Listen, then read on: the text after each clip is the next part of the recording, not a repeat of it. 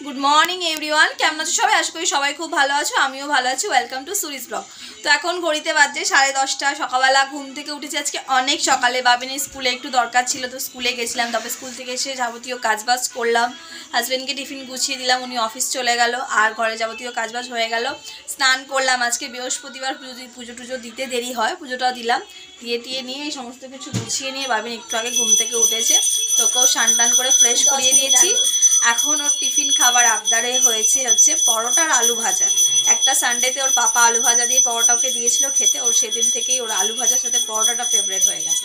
তখন সেটাই ওর জন্য টিফিন রেডি করবো। তো চলো চটপট রান্নাঘরে চলে যাই, তারপরে টিফিনটা কী রেডি করছি সব মানুষের শেয়ার করছি। গুড মর্নিং বলে দাও। গুড মর্নিং বন্ধুরা। চলো রান্নাঘরে যাওয়া যাক। তো চলে এলাম রান্নাঘরে টিফিনের রেডি করার জন্য, আর মা ছেলে দুজনে মিলে কাজে লেগে পড়েছে। ওই যে দেখতে পাচ্ছ বাবিনকে, আমাকে বললো মামা তুমি আলুগুলো আমাকে ছাড়িয়ে দাও, আমি তোমাকে লম্বা লম্বা করে আলুটা কেটে দেবো। তো ওকে এখন গরম জল দিয়ে দিয়েছি কাপে করে, ও খাবে আর আলুগুলো কাটছে। আমি এখানে ময়দা নিয়ে নিয়েছি, সঙ্গে গরম জল। তো ময়দাটাকে এখন মাখবো, চলো ঝটপট করে মেখে নিই। আর এই যে আমার ছোট্ট দুষ্টু বাবিন, সে এখন বসে বসে ওগুলো কাটছে, আর কাপে তার জন্য গরম জল দেওয়া আছে। সকালবেলা উঠে আমি ওর পাপা আমি দুজনেই গরম জল খাই, প্লাস আমার ছেলেকেও খাওয়াই। আমার বাচ্চাদেরকে গরম জলটা খাবে, গরম জলটা খাওয়ানো খুব ভালো। তো চলো ঝটপট করে ব্রেকফাস্ট রেডি করে নেওয়া যায়। Good evening everyone. তো সেই সকালবেলা ভিডিও করার পর আর সারাদিন কোনো কিচ্ছু ভিডিও করিনি। সেই ব্রেকফাস্ট করার পর ঝটপট করে রান্না করেছি। আজকে অনেক কিছু কাজ ছিল, সেগুলো কমপ্লিট করলাম। করতে হয়ে গেল দুপুর, তারপর লাঞ্চ টাঞ্চ করে ঘুমিয়ে পড়লাম। তো এই জাস্ট একটু আগে ঘুম থেকে উঠেছি, আর দেখতেই পাচ্ছ এখন রেডি হয়ে নিয়েছি। তো যাব হচ্ছে এখন বাজারে। তো কি কারণে বাজারে যাচ্ছি, হঠাৎ একটা জিনিস আনতেই যাবো, জাস্ট ওয়ান অ্যান্ড অনলি একটা জিনিস আনতে বাজারে যাবো, সেটা হচ্ছে শসা। তো শসাটা কী কারণে আনছি সেটা বাজার থেকে আসি, তারপর তোমাদেরকে দেখাবো। তো চলো ছটপট করে বাজারে চলে যাই। আর এই যে আমার দুষ্টু বেরোয়।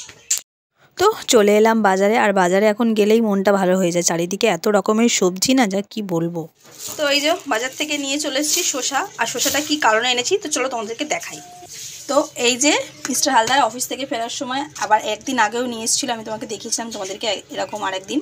তো আজকেও উনি আবার নিয়ে এসেছে হচ্ছে ফিশ ফ্রাই। তো ফিশ ফ্রাই তো বা যে কোনো মাছের চপ তো শসা কাসুন্দি পেঁয়াজ ছাড়া একদম ভালোই লাগে না।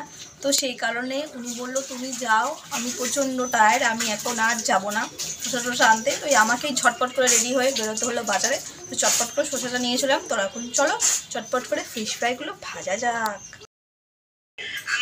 তো এই জাস্ট সর্দে টন্দে দেওয়া হলো, আর এই জাস্ট দিলাম সন্ধ্যে। মা চা করছে তোমাদের এখানে জিনিস দেখাচ্ছি দাঁড়া। এই যে তারা দুজন এখন ফোন ঘাটছে, আর ফোনে কি দেখছে জানো, আমার ব্লগই দেখছে। আর আমার ছেলে বলছে পাপা এটা তো মামার ব্লগ, লাইক করো। বলছে হ্যাঁ, উনি দেখছে আর হাসছে। তো এর থেকে বড় আর কিছু হয় না, আনন্দের কথা না। তো আমার এখানে ফিশ ফ্রাই পুরো ভাজা রেডি, আর এখানে চায়ও রেডি। তো চলো মিস্টার হালদারকে এখন ফিশ ফ্রাইটা দিয়ে দেওয়া যাক। আর দেখছো ভাজার পর কত সুন্দর দেখতে লাগছে। তো এই যে স্যার এখন বসেন ফোন ঘাটছেন, এ নিন খেয়ে বলুন কেমন হয়েছে। যদিও এটা আমি বানাইনি, উনিই হাতে করে এনেছেন কিনে, আমি বানিয়েছি। ভাজাটা কেমন হয়েছে সেটা তো বলতে হবে।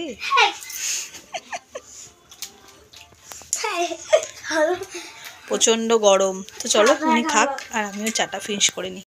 ভাঙতে গিয়ে হাতে ছ্যাঁকা লেগে যাচ্ছে, কেমন খেতে হয়েছে।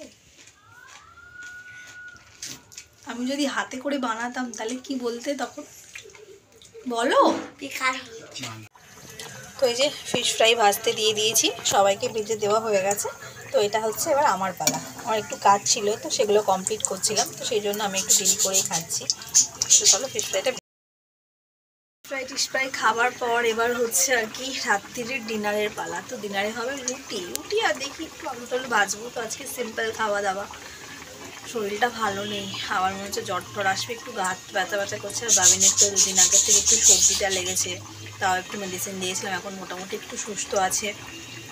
কেন হঠাৎ করেই ঠান্ডাটা, আবার রাত্রির দিকে একটু গরম গরম পড়ছে, সেই জন্য বাচ্চা তো। আর ওর কী হয় না, ও খুব পিটপিটে, মানে একটু যদি বিস্কুটও খায় বেসিনের কল খুলে হাত ধুবে, আর একটু মানে যে কোনো জিনিসই খেলে ওর হাত ধোয়ার বাতিকটা প্রচণ্ড। আর এই হাত ধোয়ার জন্য না ওর ঠান্ডাটা মানে ইনস্ট্যান্ট লেগে যায়।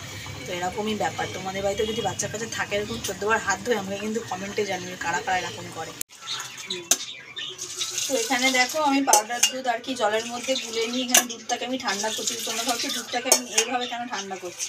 তো হয়েছে কি, আমাদের এখানে আছে সন্ধ্যাবেলা আর কি একটা কুকুর বাচ্চা দিয়েছে। তো বাচ্চা দেওয়ার পরে কুকুরটা কোথায় চলে গেছে, দুটো বাচ্চা দিয়েছে। তো বাচ্চাগুলো এবার মা আর কি দুধ খাওয়ার জন্য খুব করছে। তখন মিস্টার একটু বাইরে বেরিয়েছিল, তো আমাদের এখানে গলিতে দিচ্ছে একজন নিয়ে বসে আছে। তো সে বললো দাদা তুমি একটুখানি দুধ আর কি করে আনো, আমি ড্রপারে করে ওকে খাওয়াই। তো ওই ঠান্ডা করে দিলাম, এখন উনি নিয়ে যাবে, নিয়ে গিয়ে ওদেরকে খাওয়াবে। কি কষ্ট পাচ্ছে বাচ্চা দুটো বলো। তো মিস্টার হালদার তো নিয়ে গেল দুধটা আর কি বাচ্চাগুলোকে খাওয়াতে। তো উনি খাইয়ে আসুক, তারপরে কি বলে দেখি। তারপরে ওনাকেও খেতে দেবো, ছেলের খাওয়া হয়ে গেছে, তারপর আমিও ডিনার করবো। তো চলো আজকেকার ভিডিওটা এতটাই।